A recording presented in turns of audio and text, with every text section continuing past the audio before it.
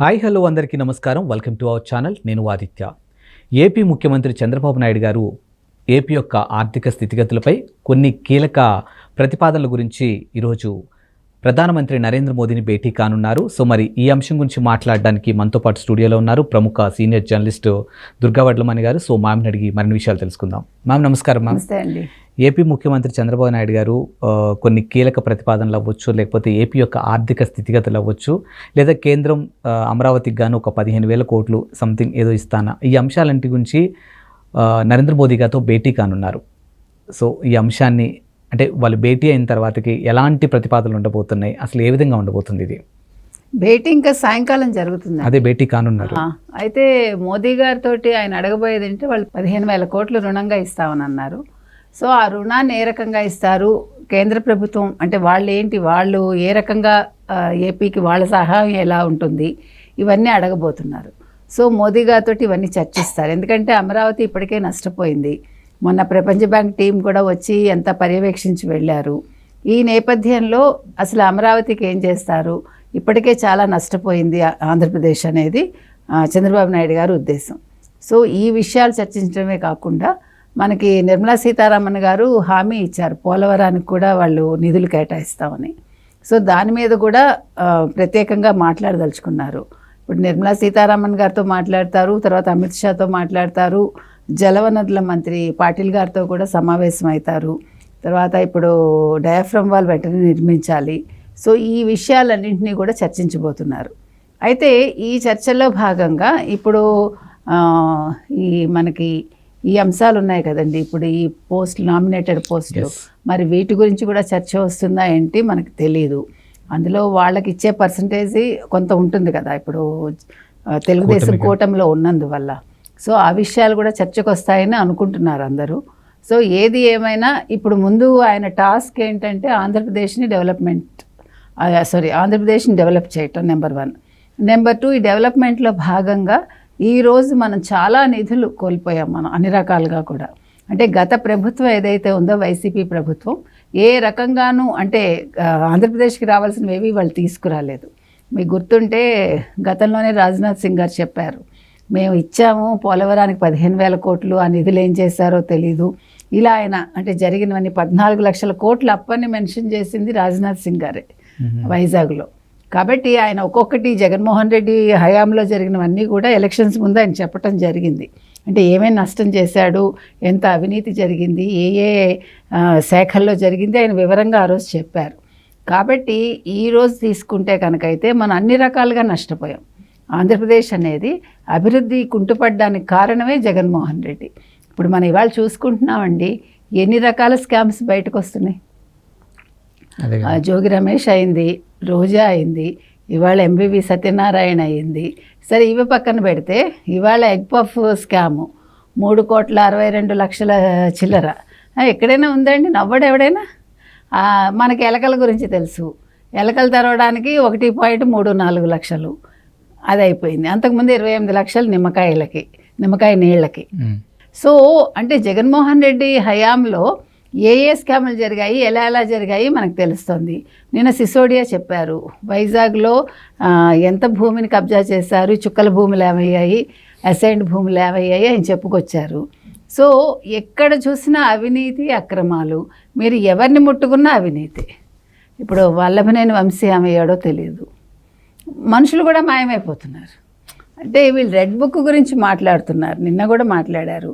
So red book గురించి నిన్నను లోకేష్ వివరంగా చెప్పడం జరిగింది.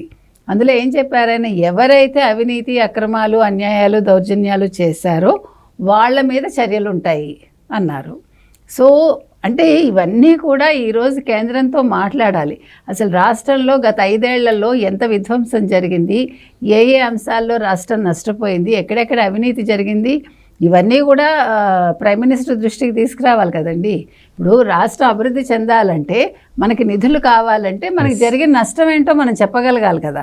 సో అది ఎలా జరిగింది, ఏ ప్రాతిపదికన జరిగింది, ఏ అంశాల్లో జరిగింది, ఏ శాఖల్లో జరిగింది, ఇవన్నీ కూడా ఆయన వివరించి మనకి ఇంత నిధులు కావాలి, మాకు రాష్ట్రం త్వరితగతిన అభివృద్ధి చెందాలి, మీరు హామీ ఇచ్చారు. సో ఇది కాకుండా మాకు ఇంకేదైనా గ్రాంట్ ఇప్పిస్తారా, సో ఇప్పుడు మాకు ఒకవేళ రుణం ఇప్పిస్తే అది 30 ఏళ్ల తర్వాత కానీ తీర్చడానికి అవకాశం ఉండకుండా, అంటే వెంటనే తీర్చడం కూడా కష్టం కదా. ఇట్లా అన్ని అంశాలు ఆయన చర్చిస్తారండి వెళ్ళి. ఇప్పుడు మనకి రావాల్సిన రుణ పరిమితి కూడా చాలా తక్కువ ఉందండి ఆంధ్రప్రదేశ్కి. తర్వాత ఆర్థికంగా కూడా కొంత వెసులుబాటు రావాలి. సో ఈ 2 అంశాల మీద ఈరోజు చంద్రబాబు నాయుడు గారు చర్చించనున్నారు. అంటే మోదీని కలిసి చెప్తారు, నిర్మలా సీతారామన్ గారితో కూడా మాట్లాడతారు. ఎందుకంటే నిర్మలా సీతారామన్ గారు బడ్జెట్ సమయంలో కూడా మనకి హామీ ఇచ్చారు, రాష్ట్రానికి మేము తగిన ఇదిగా చూసుకుంటాము, చేస్తాము అని. అయితే మనం బుందేల్ఖండ్ తరహాలో మనం ప్యాకేజ్ అడిగాం. అంటే ప్రత్యేక హోదా ఎందుకు అడగలేదు అనేది చాలామంది క్వశ్చన్. ఈవెన్ ఇప్పుడు అడగట్లేదు, చూసారా ఎవరు, జగన్మోహన్ రెడ్డి ఈ మధ్య కాలంలో ప్రస్తావించలేదు. మొత్తం 6 ప్రెస్ మీట్లు ఎంతో పెట్టాడు ఆయన. ఫస్ట్ 2 ప్రెస్ మీట్స్లో హోదా గురించి మాట్లాడాడు, తర్వాత మనకి ఢిల్లీ వెళ్ళి కూడా మాట్లాడాడు. కానీ గత 3-4 ప్రెస్ మీట్స్లో ఆ ప్రస్తావన తేలేదు.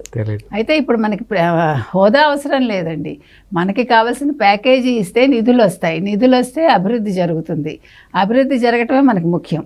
ఎందుకంటే ఇప్పుడు వెనుకబడ్డ ప్రాంతాలు ఏవైతే ఉన్నాయో, రాయలసీమ కావచ్చు, ఉత్తరాంధ్ర కావచ్చు, ఇలా కొన్ని ప్రాంతాలు ఉన్నాయి కదా. సో ఆ వెనుకబడిన ప్రాంతాలకు కావాల్సిన నిధులు కనుక ఇచ్చారంటే మనకి రాష్ట్రం అభివృద్ధి చెందుతుంది. అలాగే కొన్ని వెనుకబడ్డ గ్రామాలు కూడా ఉన్నాయి, సో వాటికి కూడా నిధులు కావాలి. ఇలాగ ప్రతి అంశాన్ని ఆయన చర్చించి, ఎందుకంటే ఇప్పుడు చంద్రబాబు నాయుడు గారికి ఇప్పుడు ఒకటే కోరిక, అమరావతి పూర్తి చేయాలి, పోలవరం పూర్తి చేయాలి, 2 కదా. ఇప్పుడు ఈ 2 కళ్ళు, ఇవి 2 అయిపోయాయి అనుకోండి, డెఫినెట్గా రాష్ట్రం అంటే మన అన్నపూర్ణ సస్యశ్యామలం ఆంధ్రప్రదేశ్ అని అంటారు కాబట్టి ఖచ్చితంగా ఇంకా పంటలు బాగా పండుతాయి, రాయలసీమ కూడా పచ్చదనంతో పరిఢవిల్లుతుంది. తర్వాత పోలవరం పూర్తయితే ఇది జరుగుతుంది. అలాగే అమరావతి అనేది పూర్తయితే మనకి ఒక రాజధాని ఉంటుంది. తర్వాత మన ప్రపంచ దృష్టిలో కూడా మనం నెంబర్ 1లో ఉంటాం. అంతేకాకుండా మనకి పరిశ్రమలు వస్తాయి, పారిశ్రామికంగా అభివృద్ధి చెందుతాము. తర్వాత ఐటీ కంపెనీలు కూడా వస్తాయి మనకి. అంటే యువతకి ఏం కావాలో అవన్నీ కూడా, ఆ కళలన్నీ కూడా సాకారం చేయడానికి వీలవుతుంది. చంద్రబాబు నాయుడు గారి కళ అదే కాబట్టి, సో ఇలా ఏ రకంగా చూసుకున్నా కూడా ప్రతి ఒక్కటి ముడిపడి ఉన్నది అమరావతి అండ్ పోలవరంతో. సో ఈ 2 పూర్తి చేయగలిగితే ఈ 5 ఏళ్లలో చంద్రబాబు నాయుడు గారు తిరిగి చూసుకోక్కర్లేదు, రాష్ట్రం తిరిగి చూసుకోక్కర్లేదు. ఇంకొక టర్మ్ ఖచ్చితంగా మళ్ళీ చంద్రబాబు నాయుడు గారే ముఖ్యమంత్రి అయ్యే అవకాశం అయితే ఉంది. మ్యామ్, ఇప్పుడు ఏదైతే చంద్రబాబు నాయుడు గారు అధికారంలోకి రాకముందు సూపర్ 6 అనే ఒక సంక్షేమ పథకాలు తీసుకొచ్చారు కాబట్టి ఆ పథకాలను ప్రజల్లోకి తీసుకెళ్ళాలి అంటే కూడా చాలా ఎక్కువ ఖర్చుతో కూడుకున్న పని. ఇలాంటివన్నీ ప్రతిపక్షం నుంచి, అంటే ప్రతిపక్ష హోదా లేకపోయినా వాళ్ళు మాట్లాడుతూ ఉన్నారు, వైఎస్ఆర్సీపీకి సంబంధించిన వాళ్ళు. సో మరి ఇప్పుడు ఈ సూపర్ 6కి సంబంధించినటువంటి అన్నీ అప్లై చేస్తే ఏపీ అనేది ఇంకా ఆర్థికంగా వెనక్కి వెళ్ళే ఛాన్సెస్ ఉందనే ఒక వాదన కూడా వినిపిస్తుంది. సో మరి దీన్ని ఏ విధంగా చూడొచ్చు మ్యామ్? అంటే ఒక మంచి జరిగేటప్పుడు ఎప్పుడు కూడా విమర్శలు ముందుంటాయండి, దాన్ని పట్టించుకోకర్లే. ఇప్పుడు వైఎస్ఆర్సీపీకి భయం ఏంటి, ఎక్కడ చంద్రబాబు నాయుడు ప్రతిదీ అమలు చేసేస్తారో, ఎక్కడ రాష్ట్రం ముందుకెళ్ళిపోతుందో, ఎక్కడ చంద్రబాబు నాయుడికి పేరు వస్తుందో, ఇది వాళ్ళ వారి. అంతేగాని రాష్ట్రం అభివృద్ధి చెందాలి, రాష్ట్రం నెంబర్ 1లో ఉండాలి అని వాళ్ళు ఎప్పుడు కోరుకోలేదు. ఇప్పుడు హైదరాబాదు ముందుకెళ్ళింది అంటే బికాజ్ ఆఫ్ జగన్మోహన్ రెడ్డి కదా. నువ్వు అక్కడ ఏమీ చేయకపోవటం వల్ల ఆంధ్రప్రదేశ్కి ఆయన కేసీఆర్ ఇక్కడ అన్నీ చేసుకోగలిగాడు. ఓకే, అంతే కదా. కేసీఆర్ ఎందుకు డెవలప్ చేశాడు, జగన్మోహన్ రెడ్డి చేతకాంతనం వల్ల. అంతేకాకుండా జగన్మోహన్ రెడ్డికి ఆస్తులన్నీ ఇక్కడ ఉన్నాయి. ఆయన ఆంధ్రప్రదేశ్ అభివృద్ధి చెందాలని ఏ రోజు కోరుకోలేదు. ఆయన ముఖ్యమంత్రి కావాలని కోరుకున్నాడు తప్ప ఆంధ్రప్రదేశ్ని అభివృద్ధి చేస్తానని ఎప్పుడు చెప్పలేదు. మీరు కావాలంటే చూసుకోండి, మీకు పథకాలు ఇస్తానన్నాడు తప్ప మీకు పరిశ్రమలు ఇస్తాను, లేకపోతే మీకు ఉద్యోగాలు ఇస్తాను, మీరు సంపాదిస్తాను ఎప్పుడైనా చెప్పాడు ఆయన? కుదరదని చెప్తాడు ఆయన. ఎలక్షన్ ముందు కూడా ఇవన్నీ కుదరదు, పరిశ్రమలు వస్తే మీకు ఉద్యోగాలు రావు, పరిశ్రమలు వస్తే మీకు అభివృద్ధి జరగదు, ఖచ్చితంగా చెప్పాడు ఆయన.